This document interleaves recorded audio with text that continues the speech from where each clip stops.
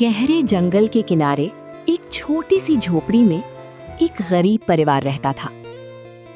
परिवार में पिता हरिदास, माँ गीता, बूढ़ी दादी, बड़ी बेटी पूजा, छोटी बेटी मीना और इकलौता बेटा राहुल था। जंगल से सूखी लकड़ियां काटकर बाजार में बेचने से उनका घर चलता था। हर सुबह हरिदास कंधे पर कुल्हाड़ी लेकर जंगल जाता था। राहुल, चलो बेटा, आज थोड़ी ज्यादा लकड़ी काटनी होगी। घर में चावल भी लगभग खत्म हो चुका है। जी पापा, मैं आ रहा हूँ। राहुल अपने पिता के साथ जंगल जाता था। सूखी लकड़ियां बीनने में उनकी मदद करता था। भले ही उनका जीवन कष्टों से भरा था, लेकिन परिवार में प्यार की कोई कमी नहीं थी। राहुल, मैं चाहता हूँ कि तुम बहुत पढ़ाई करो, बड़े इंसान बनो। मैं पढ़ूंगा पापा, एक दिन आपके सारे कष्ट दूर कर दूंगा। हरिदास ने हंसकर बेटे के सिर पर हाथ फेरा। उस दिन दोपहर को लकड़ी काटते काटते अचानक हरिदास की तबीयत खराब होने लगी। पापा, क्या हुआ? पता नहीं बेटा, शरीर में अब ताकत नहीं बची है। कुछ ही देर में वो बेहोश हो गए। बचाओ, कोई है? गांव वाले हरिदास को उसके घर ले आए। अगले दिन कविराज आए और उन्होंने उसकी जांच की। बीमारी गंभीर है, अच्छी दवा की जरूरत होगी। कविराज महाशय, कितने पैसे लगेंगे? कम से कम 100 स्वर्ण मुद्राओं के बराबर खर्च होगा। सब लोग स्तब्ध रह गए। हे भगवान, हम इतना पैसा कहाँ से लाएंगे? उस रात घर में खाना भी लगभग खत्म हो चुका था। माँ, मुझे बहुत भूख लगी है। ये लीजिए माँ, आप खा लीजिए। मैं कुछ ना कुछ करूंगा, पिता को बचाना ही होगा। इतनी सुबह कहाँ जा रहे हो? मैं जंगल की गहराई में जाऊंगा, ज्यादा लकड़ियां काटकर लाऊंगा। सावधान रहना बेटा। परिवार को बचाने के लिए राहुल अकेला ही जंगल के गहरे हिस्से की ओर चल पड़ा। वो चलता गया और चलता गया। अचानक वो एक ऐसी जगह पहुंचा जहां वो पहले कभी नहीं गया था। वहां एक विशाल रोशनी से चमकता हुआ पेड़ खड़ा था। पेड़ के नीचे एक बूढ़े जादूगर बैठी थे। आप कौन हैं? मैं इस वन का रक्षक हूं। क्या आप यहीं रहते हैं? मैं तुम्हारा ही इंतजार कर रहा था। मेरे?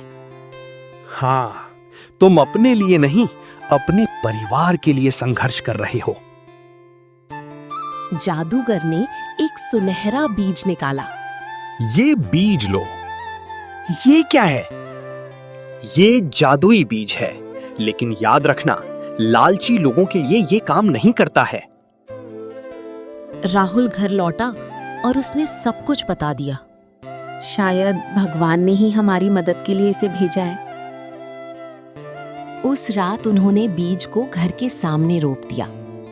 अगली सुबह, माँ, जल्दी बाहर आओ। सब बाहर आए। वे हैरान रह गए। एक ही रात में वहां एक विशाल पेड़ उगाया था। पेड़ पर सुनहरे फल लटक रहे थे। ये कैसे संभव है? ये जरूर जादुई पेड़ है। राहुल एक फल बाजार ले गया। सुनार ने फल की जांच की। ये तो बिल्कुल असली सोने जैसा है। क्या आप इसे खरीदेंगे?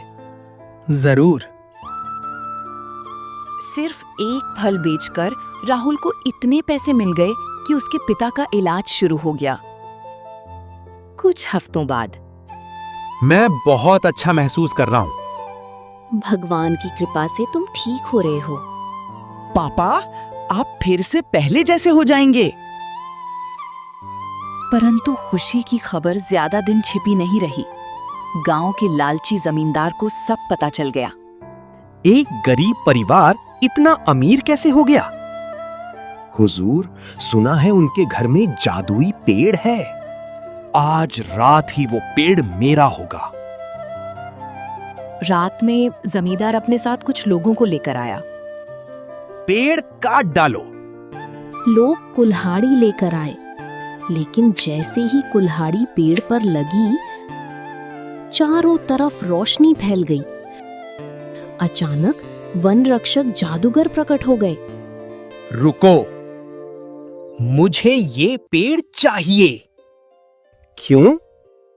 मैं अमीर बनना चाहता हूं। यही तुम्हारी गलती है, तुम सिर्फ अपने बारे में सोचते हो।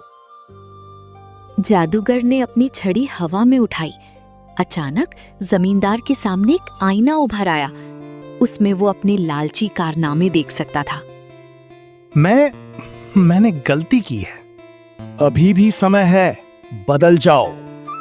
जमींदार ने अपना सिर झुका लिया। मुझे क्षमा करें। सिर्फ माफी मांग लेने से सब गलतियां नहीं मिट जाती। एक अच्छा इंसान बनने के लिए अपने कामों के जरिए उसे साबित करना पड़ता है। मैं अपनी गलतियों का प्रायश्चित कैसे करूं? समय ही बताएगा। ये कहते हुए जादूगर अदृश्य हो गए। गांव के लोग हैरान रह गए कि जमींदार अपने महल से निकलकर गरीब लोगों से बात कर रहा। क्या आज सूरज पश्चिम से निकला है? जमींदार हमारे साथ इतना अच्छा व्यवहार क्यों कर रहा है? लेकिन हर कोई नहीं जानता था कि जमींदार का मन वास्तव में बदलने लगा है। जमींदार के जाने के बाद कुछ दिन सब कुछ ठीक चल रहा था। लेकिन एक सुबह राहुल ने एक अजीब बात देखी। जादुई पेड़ पर अब कोई नया सुनहरा फल नहीं उग रहा था।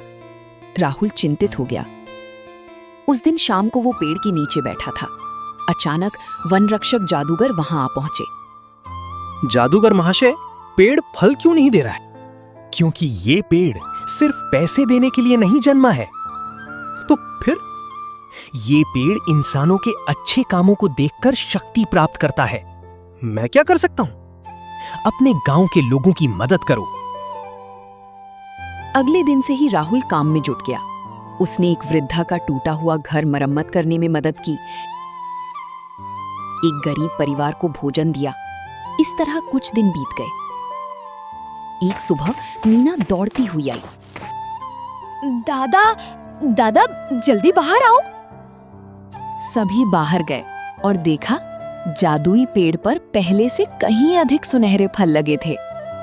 पेड़ फिर से पहले जैसा हो गया है। नहीं, पहले से भी बेहतर हो गया है।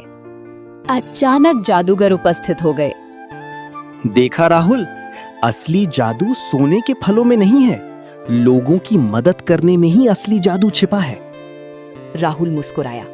वो समझ गया कि जादुई पेड़ की सबसे बड़ी शक्ति धन संपत्ति नहीं बल्कि अच्छे काम है।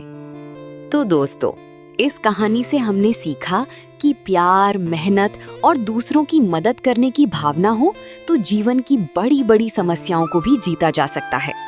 असली जादू धन दौलत में नहीं बल्कि लोगों के अच्छे कामों में छिपा होता है।